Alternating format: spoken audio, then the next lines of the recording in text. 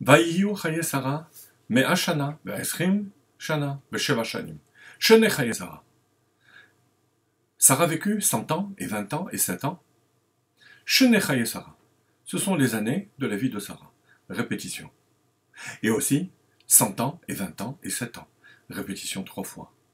Rashi nous dit que l'enseignement, c'est qu'à l'âge de 100 ans, elle était aussi pure qu'à l'âge de 20 ans. Sans faute. Et à l'âge de 20 ans, elle était aussi belle qu'à l'âge de 7 ans. La même grâce, la même beauté. Quel est l'enseignement de ces 127? Et pourquoi on le dit pour Sarah et pas pour Abraham, par exemple? Chez Abraham Avinu aussi, il y avait sûrement cette constance dans Avodat Hashem, dans le service divin. La réponse, c'est que Abraham, ça veut dire le Père qui transcende le monde, qui est au-dessus du monde. Lorsqu'on est au-dessus du monde, on peut avoir cette constance plus facilement.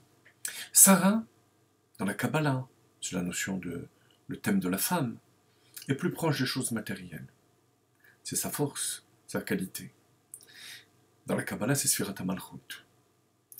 Et être dans le monde matériel et avoir cette constance, cette soumission à Kadosh Baruch Hu, alors c'est remarquable, c'est pour ça qu'on le dit pour Sarah. Le Midrash raconte comment, lorsque Rabbi Akiva voyait que ses élèves somnolaient, il leur disait pour les réveiller des mots d'esprit. Une fois, il leur dit, comment se fait-il que Esther régna sur 127 provinces? 127 provinces, c'est ce que la Megillah nous dit. Mea ve'esrim ve'sheva medina. Parce que vienne la descendante de Sarah, qui a vécu 127 ans, et qu'elle règne sur les 127 provinces. Quel rapport entre l'époque de Sarah et d'Esther? C'est exactement de nouveau le principe de constance qui apparaît. Cette soumission totale à Kadosh Baruch Hu, qui se vit avec constance. Parce qu'à l'époque d'Achashverosh, pendant toute une année, l'ensemble du peuple juif était prêt au sacrifice ultime de leur vie pour ne pas renier leur judaïsme.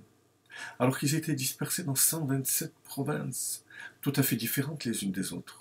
De nouveau, cette constance dans la soumission à Dieu qui marque nos gènes. Et enfin, Kulan Shavin Letova, toutes ces années étaient égales, à 100 ans comme à 20 ans sans faute. Comment est-ce qu'on peut arriver à cette constance? Lorsqu'à 20 ans, on est aussi beau qu'à l'âge de 7 ans. La grâce et la beauté de Sarah étaient la même. De quelle grâce s'agit-il? Chez un enfant, à l'âge de 7 ans, on accepte tout.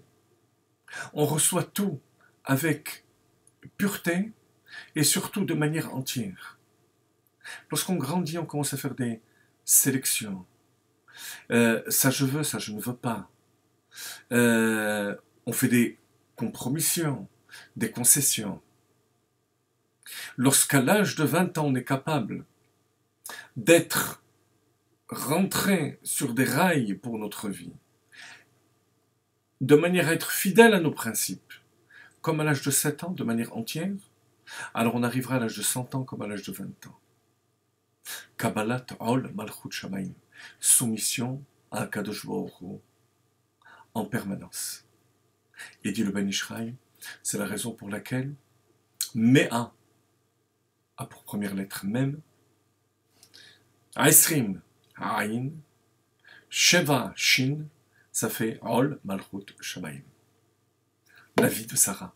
Et tout ça en étant dans le monde et dans le monde matériel. Voilà l'enseignement de notre paracha de Chaye Sarah.